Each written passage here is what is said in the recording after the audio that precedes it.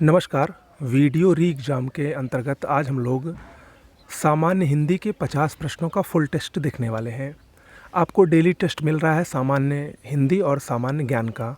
तो इससे पहले भी जो टेस्ट हुए हैं, लगभग 5 टेस्ट हो चुके हैं, उसको भी आप लोग ज़रूर देख लीजिएगा। और ऐसे आगे भी आपको बहुत सारे टेस्ट और कुछ महत्वपूर्ण टॉपिक्स भी ज़रूर मिलेंगे, चाहे वो हिंदी के हों, चाहे वो जीएस के हों। ठीक है, चैनल को सब्सक्राइब कर लीजिए। शुरुआत कर रहे हैं पहले प्रश्न की। पहला प्रश्न है, आनुषंगिक टिप्पण क्या होता है? देखिए, पत्र लेखन से भी सवाल ज़रूर पूछे जाएंगे, चूँकि सिलेबस में है इसलिए उससे भी प्रश्न रखा गया है। आनुषंगिक टिप्पण ये मुख्य टिप्पण के बाद अन्य अधिकारियों द्वारा लिखे जाने वाला जो टिप्पणी होती है उसी को आनुषंगिक टिप्पण कहा जाता है। अगला है, निम्न में रीतिकाल का कवि कौन है? रीतिकाल के कवि बिहारी हैं। बिहारी की अगर हम प्रमुख कविताओं रचनाओं की बात करें तो बिहारी सतसई उनकी एक प्रमुख रचना है, जबकि ये जो जयशंकर प्रसाद, सूर्यकांत त्रिपाठी निराला और सुमित्रा नंदन पंत हैं, ये छायावादी कवि माने जाते हैं। ओके। अगला है, आगरा का बहुवचन क्या होगा? देखिए, आगरा ये संज्ञा शब्द है तो इसका बहुवचन नहीं होगा। ठीक है, आगरा का ये हमेशा एक वचन में ही प्रयोग में लाया जाता है। अगला है, हिंदी के स्पर्श व्यंजनों के 5 वर्गों के दूसरे और चौथे वर्ण कौन होते हैं?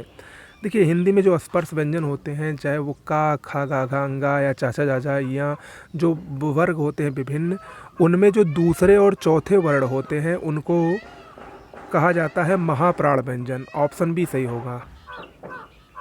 देखिए, जो दूसरा और चौथा वर्ण होता है वो महाप्राण व्यंजन होता है, जबकि पहला, तीसरा और पांचवा वर्ण ये क्या होता है? ये अल्प प्राण होता है।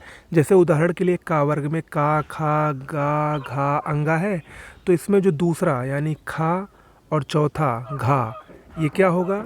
ये दोनों होंगे महाप्राण व्यंजन, जबकि पहला, तीसरा और पांचवा ये क्या होगा? ये अल्प प्राण व्यंजन होगा। ओके। अगला है, वर्तनी की दृष्टि से शब्द का शुद्ध रूप कौन सा है? इनमें देखिए तो इसमें अगर ऑप्शन ऑफ बी देखें तो बी शब्द इसमें सबसे शुद्ध है, वंदना ऐसे लिखा जाता है। और देखिए, ऑप्शन डी भी सही है। तो यहाँ पर आप एक प्रकार से बी और डी दोनों को सही मान सकते हैं, क्योंकि दोनों ही शुद्ध रूप में ऐसे ही लिखे जा सकते हैं। अगला प्रश्न है, निम्नलिखित विकल्पों में से शुद्ध वर्तनी वाले शब्द का चयन कीजिए। इसमें तो शुद्ध वर्तनी वाला शब्द है वो कौन सा है? वो है अनुनासिक। ऑप्शन डी इसमें सही है। अगला है, अन्वेषण शब्द का संधि विच्छेद क्या होगा? अन्वेषण, देखिए अन्वेषण में यण संधि होती है, इसका जो शुद्ध होगा वो होगा अनुधन एषण। ऑप्शन बी इसमें सही है। यशोदा में प्रयुक्त संधि का नाम क्या है? यशोदा का संधि विच्छेद होता है यशः धन दा, और जिसमें विसर्ग लगता है उसमें विसर्ग संधि होती है, तो इसमें ऑप्शन सी सही होगा, विसर्ग संधि। अगला है, मृग नयन में कौन सा समास है? मृग नयन का समास विग्रह करेंगे तो इसमें आएगा मृग के समान नयन, यानी इसमें कर्मधारय समास है। ऑप्शन बी सही होगा। कर्मधारय समास की क्या विशेषता होती है? इसमें एक पद विशेषण होता है और दूसरा विशेष्य होता है। अगला है, जिसमें कोई पद प्रधान नहीं होता है या अन्य अर्थ प्रधान होता है, वहाँ कौन सा समास होता है? तो ये होता है बहुब्रीहि समास। जैसे उदाहरण के लिए पीताम्बर, पीला है अंबर जिसका, अर्थात ये श्री कृष्ण, भगवान श्री कृष्ण की ओर इशारा कर रहा है। तो यहाँ पर क्या है? यहाँ पर बहुब्रीहि समास है। ऑप्शन डी सही है। अगला देखिए, वही आ गया, पीताम्बर में कौन सा समास है? अभी मैंने आपको थोड़ी देर पहले बताया, ये बहुब्रीहि समास है, क्योंकि यहाँ पर जो पद है कोई भी पद प्रधान नहीं है, ये तीसरे पद की यहाँ पर प्रधानता होती है। अगला है, प्रत्युत्पन्न शब्द में प्रयुक्त उपसर्ग कौन सा है? प्रत्युत्पन्न में, इसमें देखिए प्रति उपसर्ग लगा है। ऑप्शन बी इसमें सही है, प्रतिधन उत्धन पन्न, ये बराबर होता है प्रत्युत्पन्न। अगला, अलबत्ता शब्द में कौन सा उपसर्ग है? अलबत्ता, अलबत्ता में अल उपसर्ग लगा है। ऑप्शन डी सही है, अलबत्ता ये फारसी भाषा का शब्द है, याद रखिएगा। निम्न में प्रत्यय रहित शब्द कौन सा है जिसमें प्रत्यय न लगा हो? तो इसमें ऑप्शन बी दुर्गुण, दुर्गुण में प्रत्यय नहीं बल्कि दुर्गुण में दुर नामक उपसर्ग लगा है। ठीक है, तो ये प्रत्यय रहित शब्द है। अगला है, गधा शब्द का तत्सम रूप क्या होता है? गधा का सही तत्सम जो होता है वो होता है गर्दभ। अब यहाँ पर देखिए, ऑप्शन बी और डी में आप लोग कंफ्यूज हो सकते हैं, लेकिन जो सही है वो है ऑप्शन डी, गर्दभ। अगला है, इनमें से तद्भव शब्द कौन सा है? तद्भव शब्द। ढाई, ढाई जो है ये तद्भव शब्द है। शेष ये जो तीनों हैं ये तीनों तत्सम शब्द होते हैं। अगला, पीपल शब्द का तत्सम रूप क्या होता है? पीपल एक तद्भव शब्द है, इसका जो तत्सम होता है वो होता है पिप्पल। ऑप्शन ए इसमें सही होगा, 17 में ए सही है। ठीक है। अगला, निम्न शब्दों में से कौन सा शब्द तद्भव है? सपत्नी, रिक्त, वल्गा और शक्कर। तो इसमें ऑप्शन डी जो शक्कर है ये तद्भव शब्द है, इसका जो तत्सम होता है वो होता है शर्करा। अगला, शैशव शब्द कौन सी संज्ञा है? शैशव, देखिए शैशव ये एक प्रकार से भाववाचक संज्ञा बता रहा है, तो इसमें ऑप्शन ए सही होगा, भाववाचक संज्ञा। अगला, निम्नलिखित में से कौन सा शब्द समूहवाचक संज्ञा नहीं है? समूहवाचक संज्ञा का इसमें से उदाहरण देखिए, जो सभा, कक्षा और भीड़ है ये समूहवाचक संज्ञा के उदाहरण हैं, जबकि दौड़ जो है ये भाववाचक संज्ञा होती है, तो यहाँ पर ऑप्शन डी सही होगा। अगला है, इनमें से संयुक्त सर्वनाम का उदाहरण कौन सा है? संयुक्त सर्वनाम, देखिए जो ऑप्शन डी है कुछ ना कुछ, यहाँ पर संयुक्त सर्वनाम का प्रयोग हुआ है। अगला प्रश्न है, नीचे दिए गए किस वाक्य में विशेषण का प्रयोग हुआ है? तो इसमें देखिए, इसमें हमको लग रहा है कि ऑप्शन सी सही है, गुलाब के फूल मुझे पसंद हैं। इसमें जो पसंद शब्द है ये विशेषण के रूप में प्रयुक्त हुआ है। अगला प्रश्न है, हथियाना में कौन सी क्रिया है? हथियाना, बतियाना, दुखाना, रंगना, लजाना, ये सब जितनी भी क्रियाएं होती हैं ये नाम धातु क्रियाएं होती हैं, तो इसमें ऑप्शन डी सही होगा, नाम धातु क्रिया। अगला है, उसने कटोरा भर के दूध पिया। इसमें अव्यय शब्द कौन सा है? उसने कटोरा भर के दूध पिया, इसमें जो भर शब्द है वही अव्यय है, और ये जो भर है ये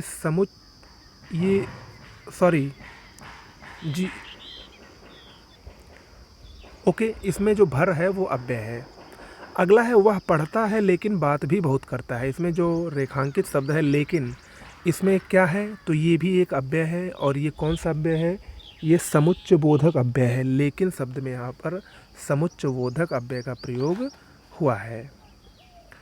अगला है, निम्नलिखित में से नरक का पर्यायवाची शब्द कौन सा नहीं है?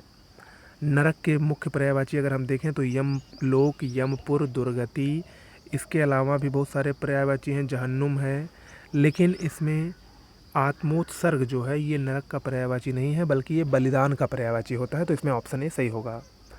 अगला है, ईख का पर्यायवाची शब्द नहीं है। ईख, पेड़ी, साखी, रसद, रसाल। इसमें साखी वृक्ष का पर्यायवाची होता है, जबकि पेड़ी, रसद, रसाल ये सब क्या है? ईख यानी गन्ने के पर्यायवाची है। गौरव का विलोम शब्द क्या होता है? गौरव का विलोम होता है लाघव। ऑप्शन ए इसमें सही होगा। रोपण का विलोम शब्द कौन सा है? मोस्ट इंपॉर्टेंट है, कई बार पूछा जा चुका है विभिन्न एग्जामों में। उन्मूलन का विलोम रोपण होता है, या रोपण का विलोम उन्मूलन होता है। अगला प्रश्न है, इसमें आपको रिक्त स्थान की पूर्ति करनी है। दूध का रंग, ऑब्वियस सी बात है, दूध का रंग सफ़ेद होता है, तो इसमें उचित शब्द जो होगा वो होगा सफ़ेद। अगला, आज आकाश में छाए हैं, रिक्त स्थान की पूर्ति कीजिए। देखिए, आकाश में बादल छाए हुए हैं। अब बादल को क्या कहा जाता है? बादल जलद का पर्यायवाची होता है। ठीक है, तो ऑप्शन सी इसमें सही होगा, आज आकाश में जलद छाए हैं। अगला, जो अपने कर्तव्य का निश्चय ना कर सके, इस वाक्य के लिए एक शब्द क्या है? यानी वाक्यांश के लिए एक शब्द, तो इसको कहते हैं किम कर्तव्य विमूढ़। ऑप्शन सी इसमें सही होगा। अगला है, अनुचित बात के लिए आग्रह करने वाला। इसके लिए एक शब्द क्या होगा? अनुचित बात के लिए आग्रह करने वाला दुराग्रही कहलाता है। देखिए, इसमें दो कन्फ्यूज मत होइएगा। अनुचित बात के लिए आग्रह, अगर सिर्फ यही इतना होता तो ये होता दुराग्रह, और करने वाला आगे लग गया है तो ये होगा दुराग्रही। ठीक है। अगला, गूलर का फूल होना, इस मुहावरे का अर्थ क्या होता है? गूलर का फूल होना, इसका मतलब होता है लापता होना। ऑप्शन ए सही होगा। सोने में सुगंध, इस मुहावरे का सही अर्थ क्या होगा? सोने में सुगंध, इस मुहावरे का जो उचित अर्थ होगा वो होगा सुंदर वस्तु में और गुण होना, यानी ऑप्शन ए इसमें सही होगा। अगला, होनहार बिरवान के होत चीकने पात, इस लोकोक्ति का सही अर्थ क्या है? होनहार बिरवान के होत चीकने पात, यानी होनहार जो बालक होता है उसके गुण बचपन से ही दिखाई देने लगते हैं। ऑप्शन सी इसमें सही है। अगला, उसने कहा कि मैं घर जाऊंगा, ये किस तरह का वाक्य है? तो ये एक मिश्र वाक्य का उदाहरण है। उसने कहा कि मैं घर जाऊंगा, ये एक मिश्र वाक्य का उदाहरण है। ओके। अगला, वह दंड से बचना चाहता था इसलिए भाग गया। यह एक संयुक्त वाक्य है, इसका सरल रूप क्या होगा? वह दंड से बचना चाहता था इसलिए भाग गया। इसका जो संयुक्त सरल रूप होगा वो होगा वह दंड से बचने के लिए वह भाग गया। ऑप्शन बी इसमें सही होगा। ठीक है। अगला प्रश्न, निम्नलिखित में से कौन सा वाक्य सही है? वाक्य चारों पढ़िए और ध्यान से बताइए कि इसमें से सही कौन सा होगा। देखिए, इसमें अगर हम देखें तो जो सही शब्द होगा वो होगा ऑप्शन डी, श्री राम 14 वर्ष के बाद वन से लौटे। यही सबसे सही है, क्योंकि और जो शेष तीनों हैं उसमें लौटे के साथ वापस का भी प्रयोग होता है, क्योंकि वापस, लेकिन जो वापस और लौटे होता है वो उसका अर्थ एक ही होता है। तो ये तीनों गलत होंगे और ये जो सही है, श्री राम 14 वर्ष के बाद वन से लौटे, ये सबसे सही है। अगला, निम्नलिखित में से किस वाक्य में भाववाच्य का प्रयोग हुआ है? भाववाच्य, इसमें ऑप्शन ए, दादी से चला नहीं जाता, इसमें भाववाच्य का प्रयोग हुआ है। अगला, राजा सेवक को कंबल देता है। इस वाक्य में रेखांकित पद यानी सेवक को, इसमें कौन सा कारक है? देखिए, जब वाक्य में कर्ता किसी के लिए कुछ न कुछ कार्य जरूर करे तो वहाँ पर संप्रदान कारक होता है। यहाँ पर कर्ता यानी जो राजा है वो कर रहा है सेवक के लिए कुछ कार्य, यानी कंबल उसको दे रहा है, तो यहाँ पर संप्रदान कारक होगा। ऑप्शन सी इसमें बिल्कुल सही होगा। ओके। अगला, तोता डाल पर बैठा है। इस वाक्य में कौन सा कारक है? आप लोगों को हमने जब बताया था कि जो चिन्ह होते हैं कारक के, उसमें जो अधिकरण कारक होता है उसका चिन्ह होता है में और पर। तो इसमें यहाँ पर जो है, इसकी वजह से यहाँ पर अधिकरण कारक होगा। ऑप्शन सी सही होगा। अगला, निम्न में से पुल्लिंग शब्द कौन सा है? पुल्लिंग शब्द, इसमें क्षेत्र शब्द पुल्लिंग है, क्षमा, घटना और रीति ये स्त्रीलिंग में आता है। अगला, दिए गए पर्यायों में स्त्रीलिंग शब्द कौन सा है? इसमें देखिए ऑप्शन ए, प्रकृति। प्रकृति स्त्रीलिंग है, जबकि दुपट्टा, हीरा और पुष्ठलका ये पुल्लिंग शब्द में प्रयोग होते हैं। अगला, लड़के ने पुस्तक पढ़ी है। इस वाक्य का काल क्या है? लड़के ने पुस्तक पढ़ी है, ये पूर्ण वर्तमान काल है। ऑप्शन बी सही होगा, पूर्ण वर्तमान काल। अगला है, सब कुछ समाप्त हो गया। इसमें प्रयुक्त विशेषण का प्रकार बताइए। सब कुछ समाप्त हो गया, इसमें संख्यावाचक विशेषण होगा। ऑप्शन ए सही होगा, संख्यावाचक विशेषण। ओके। अगला प्रश्न है, निम्नलिखित की सही वर्तनी क्या होगी? यह आनुषंगिक लिखा गया है। आनुषंगिक जो होता है वो शुद्ध रूप इसका है ऑप्शन ए। ऑप्शन ए जो लिखा है यही बिल्कुल सही है, शेष तीनों गलत हैं।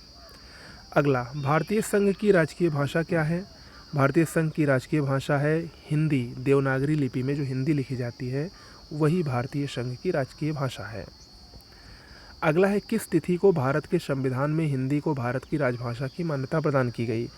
हिंदी को भारत की राजभाषा का दर्जा 14 सितंबर 1949 को प्रदान किया गया, इसीलिए 14 सितंबर को हम लोग हिंदी दिवस के रूप में मनाते हैं। ऑप्शन ए इसमें सही होगा। अगला और अंतिम प्रश्न है, ऑर्डर के लिए सटीक हिंदी शब्द क्या होगा? ऑर्डर मतलब होता है आदेश देना, तो ऑप्शन सी इसमें बिल्कुल सही होगा। ओके, तो आज के लिए इतना ही। आपका 50 में से कितना सही हुआ ये ज़रूर बताइएगा, और धीरे धीरे प्रश्नों की प्रकृति हम थोड़ा कठिन करेंगे, जिससे कि आपके सरल और कठिन दोनों प्रश्न बराबरी से हल होते चले। ओके, नमस्कार।